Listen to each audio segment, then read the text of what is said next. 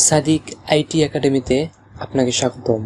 গত পর্বে আমি আলোচনা করেছিলাম কম্পিউটার কি এবং কম্পিউটারের ইনপুট ও আউটপুট ডিভাইসের পরিচিতি সম্পর্কে।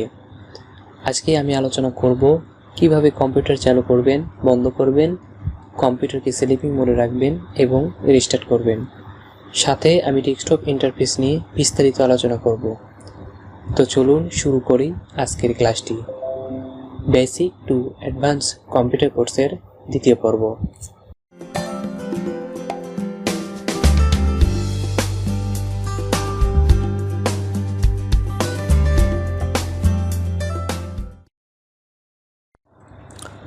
তো কম্পিউটার অন করার জন্য পিসির সামনের অংশে বড় একটা বাটন দেখতে পাবেন। এখানে প্রেস করার সঙ্গে সঙ্গে পিসিটি রান হতে শুরু করবে এবং কম্পিউটারটি চালু হয়ে যাবে। তো গত পর্বে আমি দেখিয়েছিলাম এখানে ক্লিক করলে অটোমেটিক পিসি চালু হবে। আচ্ছা, তো পিসি চালু হওয়ার পরে এরকম আমার একটা ইন্টারফেস শো করবে। তো এই যে ছবিটা আমরা দেখতে পাচ্ছি এটাকে বলা হয় ডেস্কটপ ব্যাকগ্রাউন্ড এবং এখানে অনেকগুলো আমরা অপশন দেখতে পাচ্ছি। এগুলোকে প্রত্যেকটাকে বলা হয় আইকন এবং নিচে যে বার রয়েছে এটাকে বলা হয় টাস্ক বার। একদম নিচে কোণায় একটা অপশন রয়েছে, এই বারটাকে বলা হয় স্টার্ট মেনু। এই মেনুটাকে বলা হয় স্টার্ট মেনু। এখানে ক্লিক করার সঙ্গে সঙ্গে আমার পিসিতে যতগুলো অ্যাপস সফটওয়্যার ইনস্টল করা আছে সবগুলো এখানে শো করবে। এখান থেকে আমি সেটিং, তারপরে আমার ইউজার অ্যাকাউন্ট নম্বর, এগুলো সব আমি এখান থেকে দেখতে পারবো। তো পিসি অফ করার জন্য এই যে পাওয়ার মেনু রয়েছে, পাওয়ার অপশন, এখানে ক্লিক করতে হবে। এখানে ক্লিক করার সঙ্গে সঙ্গে আমরা তিনটা অপশন দেখতে পাবো। একটা শাটডাউন। তো শাটডাউন করলে কম্পিউটারটা অফ হয়ে যাবে। তো শাটডাউন করার আগে অবশ্যই একটা বিষয় খেয়াল রাখতে হবে, এখানে যদি আমার কোনো অ্যাপ্লিকেশন ওপেন থাকে তাহলে তা আগে সেভ করে নিতে হবে এবং ক্লোজ করে দিতে হবে। এরপর আমরা এখান থেকে শাটডাউন করব। তো এটা হলো শাটডাউনের কাজ। আর রেস্টার্ট আমরা সবাই বুঝি, অটোমেটিক বন্ধ হয়ে যাবে এবং অটোমেটিক চালু হবে। তো এটা হচ্ছে রেস্টার্ট কখন করা হয়? যখন ধরুন আমি কোনো একটা কিছু লিখতেছি, কিবোর্ড কাজ করতেছে না, বা এমত অবস্থায় আমার রেস্টার্ট করার প্রয়োজন হয়, তখন আমরা এখানে এসে রেস্টার্ট করতে পারবো। স্লিপিং কি? স্লিপ হচ্ছে ঘুমানো। অর্থাৎ ধরুন আমি একটা কাজ করতেছি, এমন সময় আমার 10 মিনিটের জন্য বাইরে যেতে হলো। এমত অবস্থায় আমি কম্পিউটারটা ওই রকম অবস্থায় রেখে যেতে কখনোই পারবো না। 10 মিনিটের জন্য আমাকে কম্পিউটারে বন্ধ রেখে যেতে হবে। আমি যদি এখানে স্লিপ করে রেখে যাই, আমার কম্পিউটারটা ওই অবস্থাতেই থাকবে এবং বাসায় এসে যদি আমি আবার পিসিতে পাওয়ার অন করি, আমার ওখান থেকেই আবার কাজ আমি করতে পারবো। তো এটা হচ্ছে স্লিপিংয়ের কাজ। এখন আমরা পরিচিত হব আমাদের ডেস্কটপের সঙ্গে। এটা হচ্ছে আমার পুরোটাই ডেস্কটপ ইন্টারফেস। তো এখানে আমি অনেকগুলো অপশন দেখতে পাচ্ছি। এখানে আমার রয়েছে সফটওয়্যার, ফোল্ডার, ছবি, ভিডিও ইত্যাদি বিভিন্ন ধরনের ডকুমেন্টস। এগুলোকে প্রত্যেকটাকে বলা হয় আইকন। এখানে বিভিন্ন ধরনের আইকন রয়েছে, যেমন ধরুন অ্যাডোবি প্রিমিয়ার প্রো, এটা একটা আমার সফটওয়্যার। তো আমি কম্পিউটারে সফটওয়্যার ইনস্টল করার পরে এখানে আমার শর্টকাট হয়ে আসছে। তো আমি এখানে মূলত কথা হচ্ছে, আমি এখানে যাই দেখতে পাই না কেন সবগুলো আমার আইকন হিসেবে আসবে। তো আমি এখন মাউস এরকম পয়েন্টার ঘুরেছি, এখানে একটা কার্সর আমার তীর চিহ্নের মতো নড়তেছে, এটাকে বলা হয় মাউস পয়েন্টার অথবা কার্সর। তো আমি মাউস যেদিকেই স্ক্রল করি না কেন আমার হচ্ছে যে কার্সরটা সেদিকেই যাবে। আচ্ছা, এখন আমরা যদি ফাঁকা জায়গায় ক্লিক করি, ক্লিক করার পরে মাউসের রাইট বাটন ক্লিক করি, রাইট বাটন ক্লিক করার সঙ্গে সঙ্গে আমাদের কাছে এই অপশনগুলো চলে আসবে। এখান থেকে আমরা যদি রিফ্রেশ করি, ধরুন রিফ্রেশই ক্লিক করলাম, করার সঙ্গে সঙ্গে আমার কম্পিউটারটা একবার ঝাঁকি দিবে। যেমন ধরেন এই যে রিফ্রেশ, একবার ঝাঁকি দিল, তার মানে কি হলো, কম্পিউটার একবার রিফ্রেশ হলো। এই কাজটা আপনি কিবোর্ড থেকেও করতে পারেন। প্রথমে আপনাকে আগে রিফ্রেশ একবার করে নিতে হবে, এরপরে কিবোর্ড থেকে F5 কি প্রেস করলে আপনার রিফ্রেশ হবে। আপনি যতবার ইচ্ছা ততবার করতে পারেন। দেখেন আমি হচ্ছে যে কিবোর্ড থেকে F5 প্রেস করতেছি। তো এভাবে আপনি রিফ্রেশ করতে পারবেন। প্রথমে মূল শর্ত হচ্ছে আপনাকে মাউসের রাইট বাটন ক্লিক করে রিফ্রেশ করে নিতে হবে, একবার রিফ্রেশ করে নিতে হবে, এরপর আপনি কিবোর্ড থেকে রিফ্রেশ করবেন। তো এখানে আসার পরে আমি মাউসের রাইট বাটন ক্লিক করার পরে অনেকগুলো অপশন দেখতে পাবো। আমি যে ভিউ আসি, ভিউ থেকে অর্থাৎ আমার এই যে আইকনগুলো আছে, এই আইকনগুলো যদি আমার এখন মিডিয়ামে আছে, আমি যদি এখন বড় করতে চাই তাহলে ভিউ থেকে এই যে লার্জ আইকন দিলে কি হবে, আমার আইকনগুলো দেখেন অনেক বড় হয়ে গেল, বিশাল বড় হয়ে গেছে আমার পুরো ডেস্কটপ সহ আমি এখন দেখতে পাচ্ছি। আচ্ছা, এখন আমি চাচ্ছি এই আইকনগুলো মিডিয়ামে রাখতে। তো মিডিয়ামে রাখার জন্য মাউসের রাইট বাটন ক্লিক করলে ভিউ থেকে মিডিয়াম, দেখেন আমার এখন কি মিডিয়াম হয়ে গেল, তাই না? আচ্ছা, আরেকবার এখন দেখি, আরও ছোট্ট করে দেব। তাহলে মাউসের রাইট বাটন ক্লিক করে ভিউ থেকে এই যে স্মল আইকন, তাহলে আরও ছোট হয়ে গেল। তো এটা হচ্ছে যে আমি আমার আইকনগুলো এইভাবে কাস্টমাইজ করতে পারবো। আচ্ছা, ভিউ থেকে আরও কিছু অপশন আছে, এখান থেকে দেখি অটো অ্যারেঞ্জ আইকন।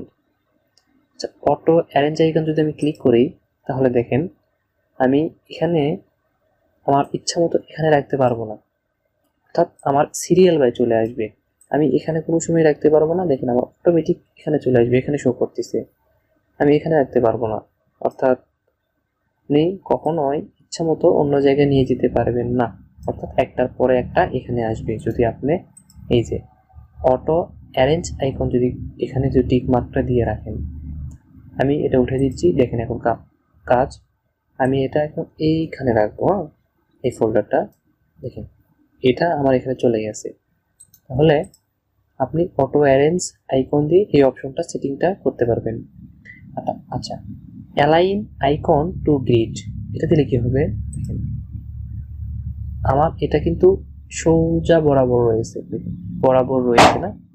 আমি যদি এখন এটা ধরে যদি এখানে রাখি তাহলে আমার এটা এলোমেলো ভাবে থাকবে। তো এলোমেলো ভাবে থাকতেছে, সোজা ভাবে থাকতেছে না। আমি যদি এখন ভিউ থেকে অ্যালাইন আইকন টু গ্রিড দিই তাহলে এটাও একদমই সোজাভাবে চলে আসবে। এখন বাঁকা হওয়ার কোনো সিস্টেম নাই। ওকে, তারপরে এখানে আরেকটা অপশন দেখতে পাচ্ছি, শো ডেস্কটপ আইকন। অর্থাৎ আমার ডেস্কটপে যতগুলো আইকন রয়েছে এগুলো আমি যদি হাইড করে রাখতে চাই তাহলে ভিউ থেকে শো ডেস্কটপ আইকন, আমার সবগুলো আইকন এখন হাইড হয়ে আছে, তাই না? আমি যদি আবার মাউসের রাইট বাটন ক্লিক করে শো ডেস্কটপ আইকনগুলো নিয়ে আসি, দেখেন চলে আসছে। তো এইভাবে আপনি আপনার আইকনগুলো কাস্টমাইজ করতে পারবেন। এরপরে আমরা দেখব শর্ট বাই। এখানে আপনি নাম ওয়াইজ নিয়ে আসতে পারবেন। দেখেন নাম ওয়াইজ আমার চলে আসছে। আপনি এখানে সাইজ অনুযায়ী নিয়ে আসতে পারবেন, ফাইলের কতটুকু সাইজ ওই এ অনুসারে। এখানে আপনি ধরেন আইটেম টাইপ অনুযায়ী নিয়ে আসতে পারবেন। তারপরে ডেট মডিফাই হিসেবে নিয়ে আসতে পারবেন, কোন ডেট সবচেয়ে আগে কোন ডেট সবচেয়ে পরে এভাবে নিয়ে আসতে পারবেন। তো আমি এখানে নাম অনুযায়ী রাখতেছি। আচ্ছা, ঠিক আছে। এরপরে রিফ্রেশ করলে কি হয় সেটা তো আমরা সবাই জানলাম। রিফ্রেশ অবশ্যই করতে হবে, কম্পিউটারের জন্য রিফ্রেশ করলে ভালো। আপনি কিবোর্ড থেকে করতে পারেন, F5 প্রেস করবেন, তাহলে রিফ্রেশ হবে শর্টকাট এটা। এখন আমরা দেখব কম্পিউটারে কিভাবে নিউ ফোল্ডার করতে হয়। তো নিউ ফোল্ডার করার জন্য মাউসের ক্লিক করবেন। ক্লিক করার জন্য অবশ্যই লেফট বাটন ক্লিক করতে হবে, এবং রাইট বাটন ক্লিক করলে আপনার ওই ফাইলের আন্ডারে যতগুলো অপশন রয়েছে সবগুলো অপশন শো করবে। তো আমি এখানে একটা ক্লিক করলাম ফাঁকা জায়গায়। ক্লিক করার পরে মাউসের রাইট বাটন ক্লিক করবো। মাউসের রাইট বাটন ক্লিক করার পরে এই যে নিউ থেকে দেখেন নিউ ফোল্ডার। তো ফোল্ডারে ক্লিক করার সঙ্গে সঙ্গে আমার একটা ফোল্ডার ক্রিয়েট হয়ে গেল। এখনও হয়নি, এন্টার প্রেস করলে হবে। তো এখানে আমার নাম দিতে বলেছে, নিউ ফোল্ডার সিলেকশন অবস্থা রয়েছে। আমি যদি নিউ ফোল্ডারই রাখি, এই অবস্থায় রাখতে চাই, তাহলে আমি কিবোর্ড থেকে এন্টার প্রেস করলে এই ফাইলের নাম এইটাই হয়ে যাবে, নিউ ফোল্ডার হয়ে যাবে। আমি যদি নাম চেঞ্জ করতে চাই, তো দেখেন আমি কোথাও ক্লিক করবো না, সিলেক্ট হওয়ার পরে আমি নাম দেব।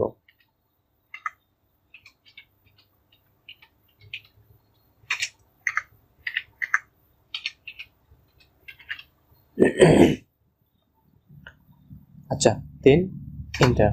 তাহলে আমি যে নামটা দিছি কম্পিউটার কোর্স, এই নামটা এই ফাইলের নামে সেভ হয়ে গেছে। তো আমি যদি আরেকটা ফাইল ক্রিয়েট করতে চাই, ধরুন আরেকটা নিউ ফোল্ডার ক্রিয়েট করতে চাই, তাহলে সেম মাউসের রাইট বাটন ক্লিক করে নিউ থেকে new folder, new folder click করার সঙ্গে সঙ্গে দেখেন আমাকে আবার নাম দিতে বলেছে। আমি নাম দেব না, আমি এটাই রাখবো, ধরেন এটাই রাখলাম। আমি এখন নাম পরিবর্তন করে দেব। তাহলে কি করে দেব? ধরেন নিউ ফোল্ডার আমি রাখবো না, ফুল করে দিয়ে দিছি। এখন আমি নামটা পরিবর্তন করতে চাচ্ছি, এই জন্য এই ফোল্ডারে ক্লিক করে মাউসের রাইট বাটন ক্লিক করতে হবে এবং একদম নিচে এই যে রিনেমে ক্লিক করব। করার সঙ্গে সঙ্গে দেখেন আবার আমার সিলেক্ট অবস্থায় আসছে, অর্থাৎ এখানে আমি তার মানে কি করতে পারবো, নামটা দিতে পারবো টেক্সট করে। ধরেন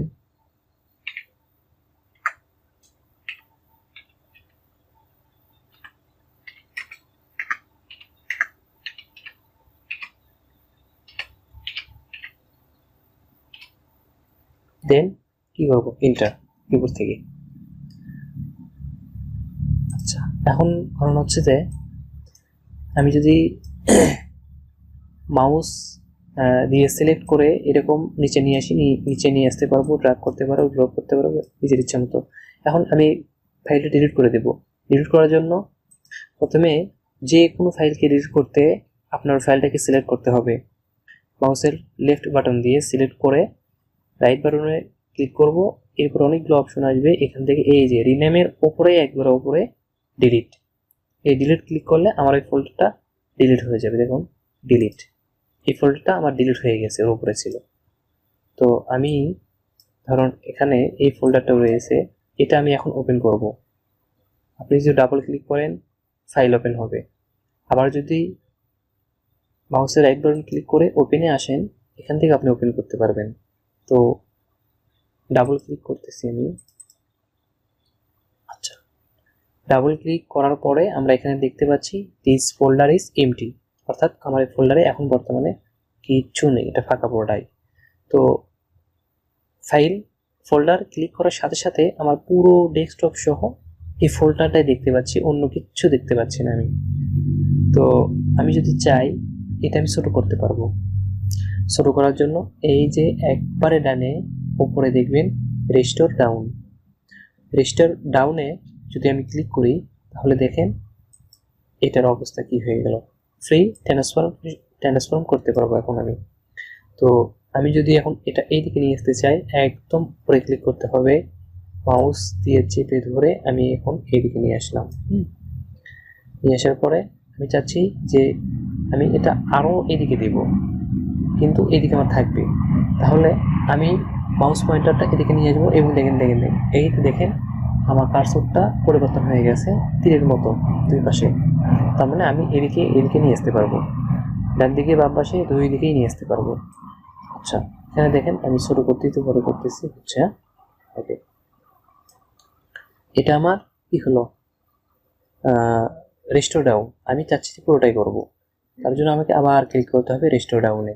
এটা হলে এটা যে এখন ম্যাক্সিমাইজ হয়ে গেছে, হ্যাঁ ম্যাক্সিমাইজ হবে, বড় হলে ম্যাক্সিমাইজ, আর যখন ছোটো করবো তখন হচ্ছে রেস্টোর ডাউন।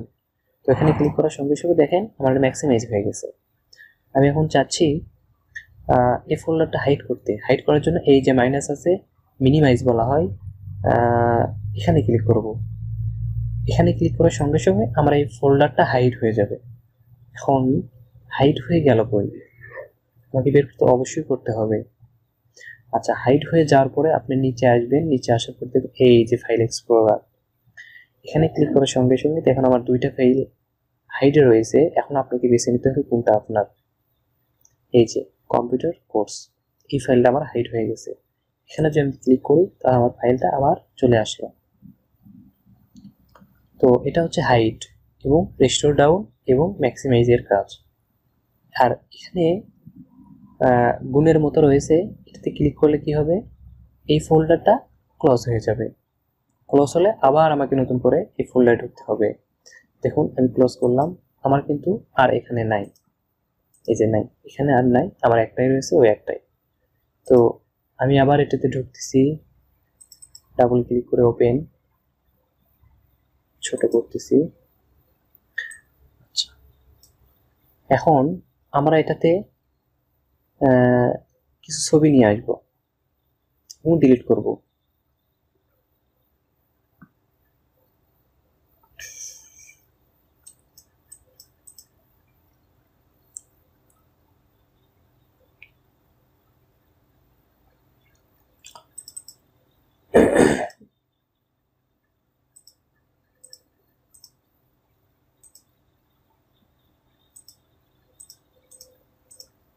ধরুন আমার কাছে এই 4টি 5টি এই ফোল্ডারে ছবি রয়েছে।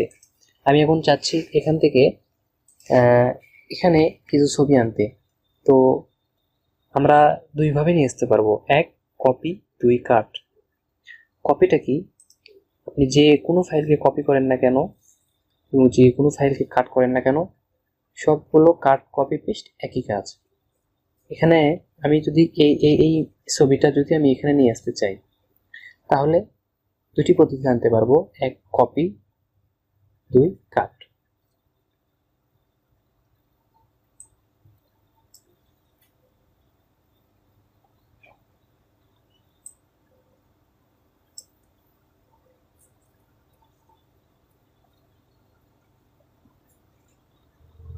এক কপি, দুই কাট।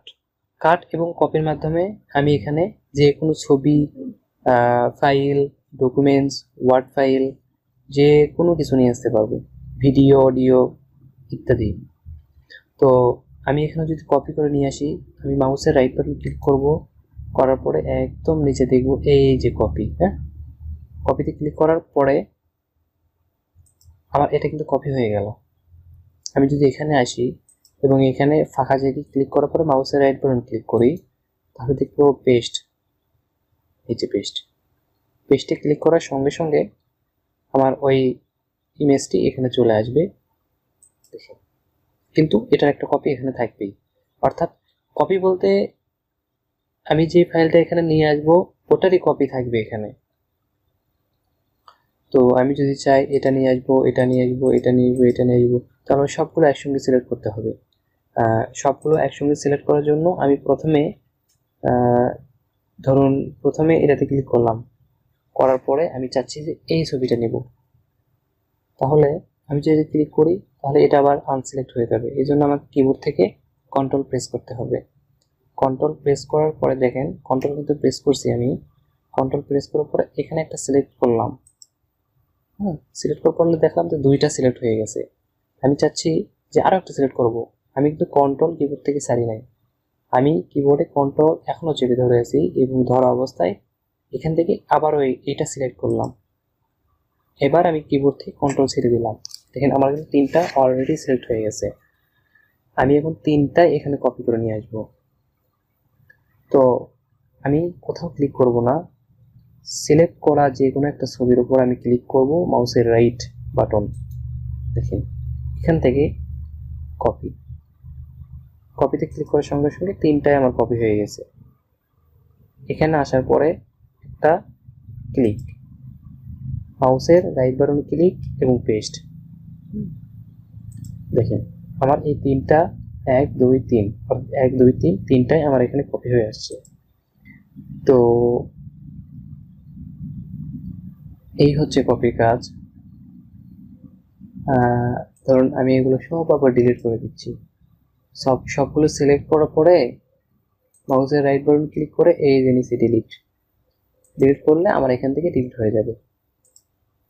ধরুন আমি এই সবগুলো এখন কপি করব, তাহলে আমি নিচে থেকে সিলেক্ট করে সবগুলো, এই দেখো সিলেক্ট হয়ে গেল। এখান থেকে শর্টকাট টেকনিকে যদি কপি করতে চান, সি কন্ট্রোল সি দিয়ে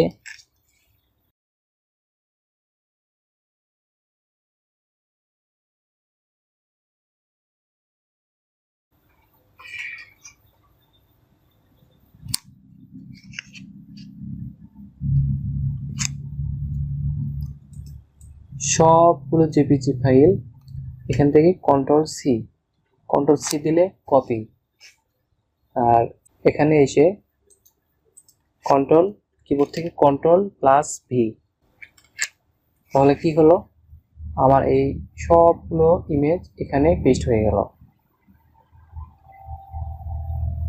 আচ্ছা, সবগুলো আবার ডিলিট করে দিই। হ্যাঁ, সবগুলো ডিলিট করে দিলাম। এখন আমরা দেখব কাট করা। সেম ভাবে ছবিটার উপরে ক্লিক করলাম, মাউসের রাইট বাটন ক্লিক করে এই যে কাট, কপির উপরে কাটে ক্লিক করার সঙ্গে সঙ্গে আমরা একটা হালকা ব্লার হয়ে যাবে। তো ধরুন আমি এখানে নিয়ে আসবো, মাউসের রাইট বাটন ক্লিক, পেস্ট। দেখুন পেস্ট করার সঙ্গে সঙ্গে এখান থেকে আমার অরিজিনালটা চলে আসছে এখানে, অর্থাৎ কাট করলে কখনোই আগেরটা থাকবে না। কাট করলে আপনি যেখানে নিয়ে আসবেন ওখানেই ওই অরিজিনালটা চলে আসবে। তো আপনি যদি চান সবগুলো সিলেক্ট করবেন এবং কাট করবেন। আচ্ছা, কিবোর্ড পদ্ধতিতে যদি কাট করতে চান শর্টকাটে, তাহলে কিবোর্ড থেকে কন্ট্রোল প্লাস এক্স এই দুইটা কি একসঙ্গে প্রেস করবেন এবং দেখেন 1 2 3 3 4টাই আমার কাট হয়ে গেছে। এখানে যদি এসে একটা ক্লিক করার পরে কিবোর্ড থেকে কন্ট্রোল ভি প্রেস করেন, এই যে 5টাই আমার কাট হয়ে গেছে। আমি কাট করতে চাচ্ছি না, ওখানে আবার নিয়ে যাচ্ছি কন্ট্রোল এক্স কন্ট্রোল ভি। তো এইভাবে কাট কপি পেস্ট করবেন।